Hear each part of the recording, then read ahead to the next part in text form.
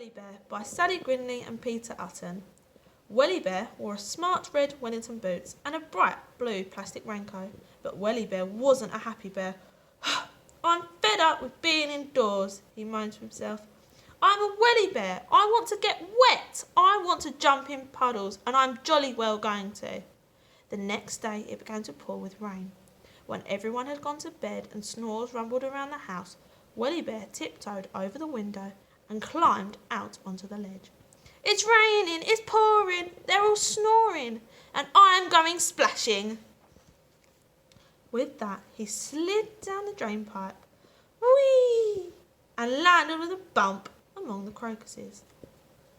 "I'm wet," he shouted. "I've got wet bottoms and wet paws, now for wet wellies." Wellie Bear stomped off down the path on a puddle hunt. The first puddle he came to was rather small, but that didn't matter to a bear who had never met a puddle before. He lifted one welly foot up and splash! Down it came into the puddle. He lifted the other welly foot and splash! Down that one came into the puddle too. Left splash, right splash, left splash, right splash, left splash, right splash.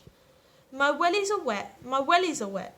That's what wellies are for," yelled Wellie Bear at the top of his voice. "Now for a bigger puddle!"